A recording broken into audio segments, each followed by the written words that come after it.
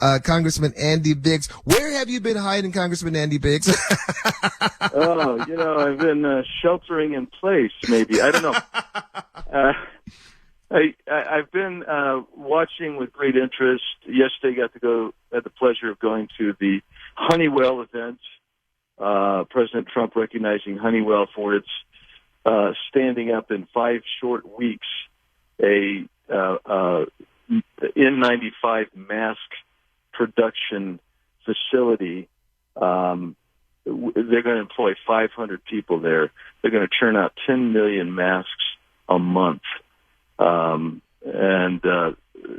President Trump wanted to pay homage to them, and that's where I was yesterday, my friend.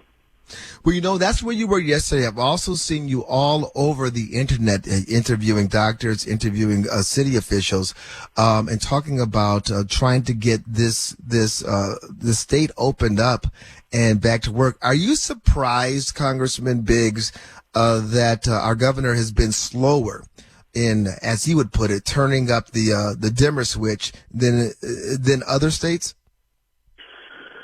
Well, a little bit. I mean, I know he's trying to do his best, but I tell you what, you know where I've been on this. I said that for 5 or 6 weeks we should be opening up, and we should be identifying the most vulnerable population. We should provide extra protection and care for them. We should make sure that those who provide care to them are tested regularly and often, and that the rest of us are free Americans, and we should acknowledge the risk.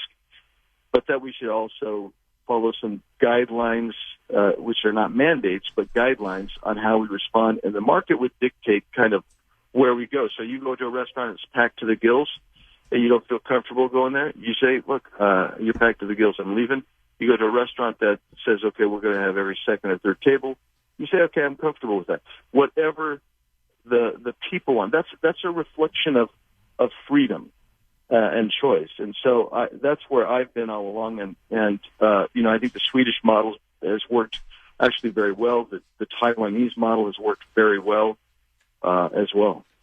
One of the things that I appreciate about what you've been doing lately, Congressman Biggs, is you've been talking about that Swedish model. You've been talking to experts. You've been talking to doctors about that. You've been talking about herd immunity. Why is it, Congressman, that we're not getting these type of conversations on the national level, even on that stage that President Trump shares with the so-called experts? Well, I mean, I can't really explain why you're not seeing it, but I can tell you that the reaction to it is what I'm doing the last several weeks, where on a regular basis we're going to interview medical experts and science experts that give us what I call science and data. Take us where the science and data takes us. Fauci and Birx, I don't know what their deal has been, except for Fauci said weeks ago. He said, we don't take into account societal or economic problems that occur because of our policy. Our policy is simply basically to slow the spread, and that's what Fauci and Birx were. And the reality is, and you know this, and I think your listeners know this, that you have seen people who die on the other side of this because they're not getting the treatment, they're not getting the care. The elective surgeries, which really are so elective, like I've been told of anecdotally of people who were supposed to get, for instance, surgeries that haven't been able to get them.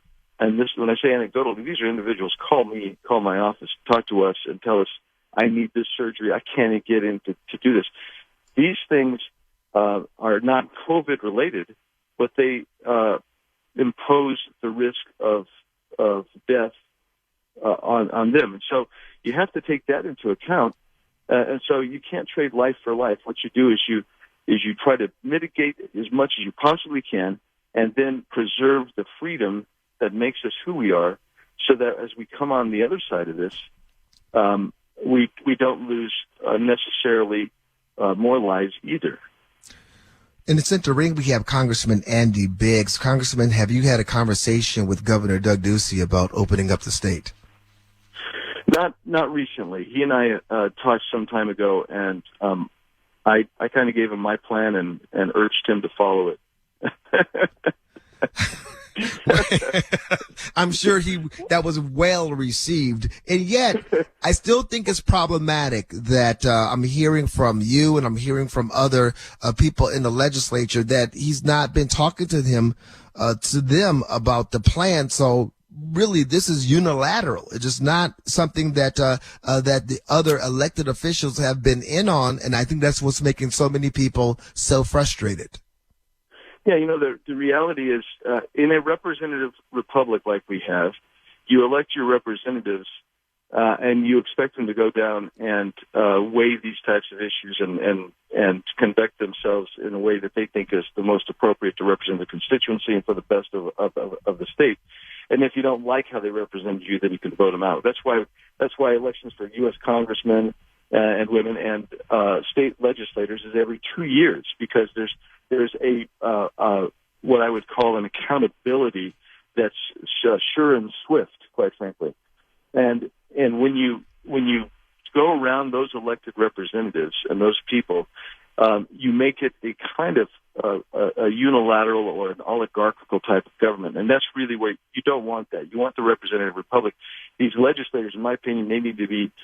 We need to be back in Congress, for Pete's sakes, and they need to be back in the state dealing with these issues of opening up, making their decisions, and going forward. And that's kind of where we're not right now. I mean, Nancy Pelosi, for instance, has turned the federal government into an oligarchy.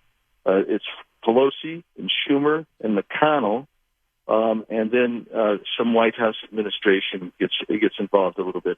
But she is really, by freezing out the rest of Congress and not letting us have hearings, debating, committee hearings, whatever, she has arrogated power to herself that I think has made her. She's either power drunk on that or on the ice cream in her freezer. I don't know which, but there's a real problem. Congressman Andy Biggs,